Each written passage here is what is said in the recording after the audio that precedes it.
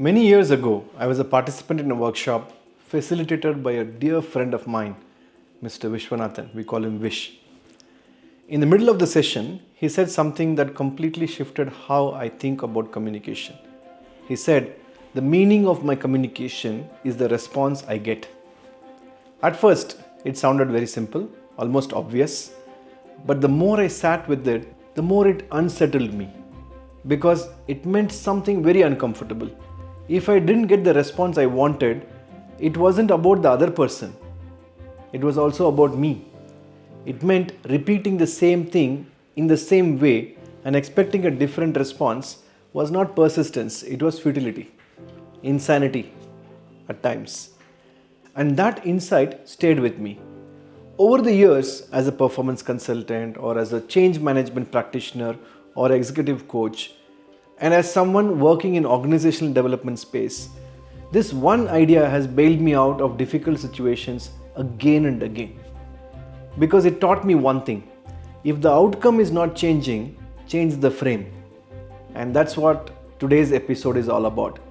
Welcome to our reframing. What reframing really means? Let's start simple. Reframing is not about changing reality. It's about changing the meaning you assign to that reality. Because events don't carry meaning. We give them meaning. The same situation can be seen as a failure, a setback, a lesson, an opportunity. What changes? Not the situation, but the frame. And the frame determines how you feel, how you respond, what actions you take, and ultimately what results you create. Why reframing is a leadership superpower? In leadership, you don't just deal with situation. You deal with interpretations of situation. And people don't react to fact. They react to the meaning they attach to those facts.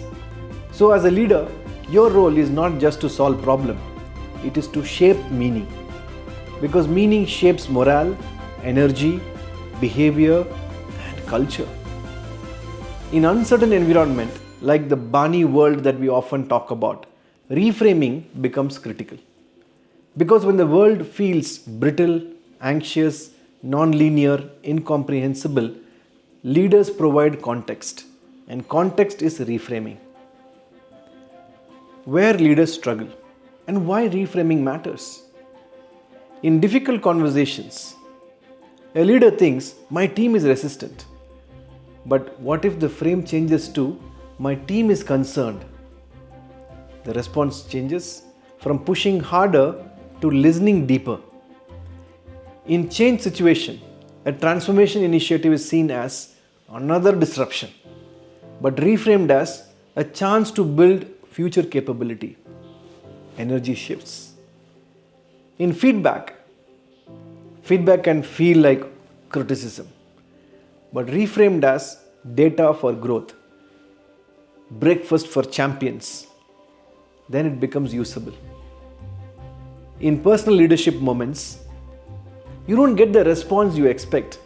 The default frame is, they didn't understand. But going back to that insight from Vish, what if the frame is, I need to communicate differently?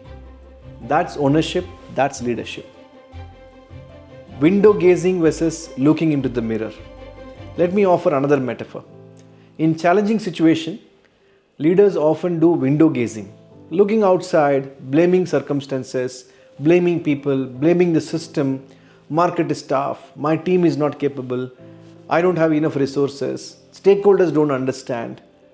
But reframing invites something else. Looking into the mirror. What can I do differently? What am I missing?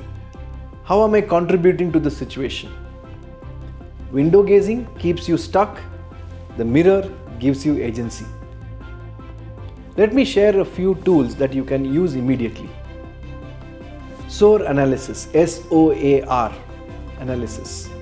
Instead of SWOT or SCOT, which is strength, weakness, opportunities and threat, SWOT, or strength, challenges, opportunities and threat, you can use SOAR framework. Instead of focusing on problem, SOAR framework invites you to focus on possibility. S stands for strength. What is working well? O, opportunities. What can we build from this? A, aspirations. What do we want to become? R, results. What outcomes will define success?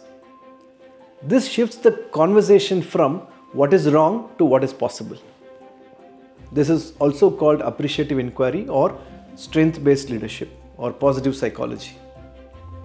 The second tool that I would like to introduce you to is called empathy mapping or empathy map.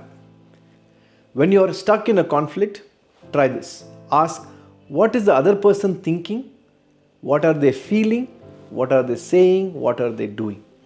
Because often what you see is behavior, but beneath that is context. Empathy reframes conflict into understanding. In any situation, pause and ask, what story am I telling myself? What else could be true? What is the most useful way to see this? Let me take you back to a moment in my own journey.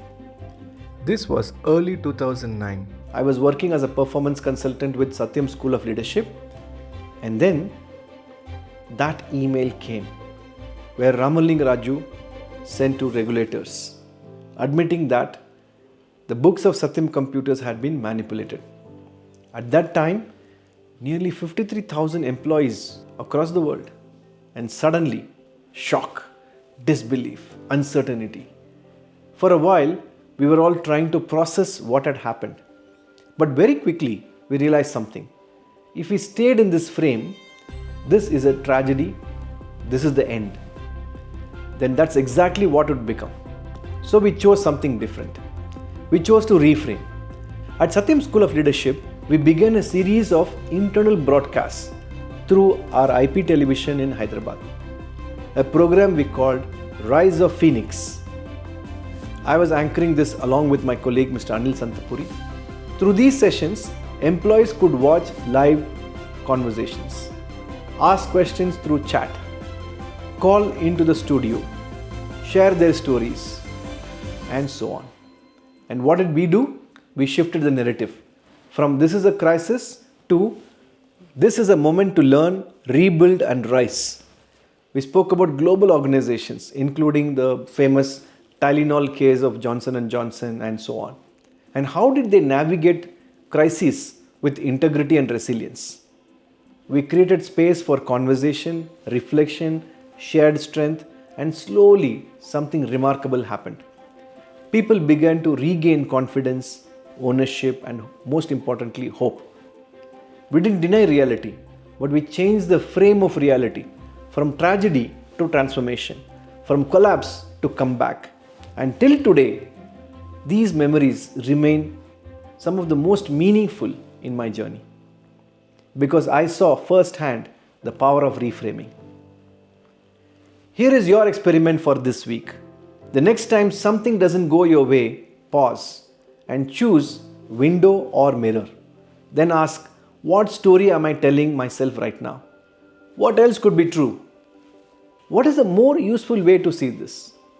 And in your next conversation, try this. Instead of saying, this is a problem, say, how else can we look at this?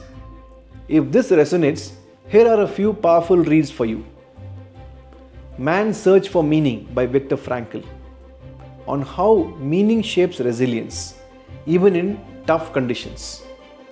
Thinking Fast and Slow by Daniel Kahneman, a Nobel Prize winner, on Thinking Fast and Slow, talks about how we interpret and misinterpret situations.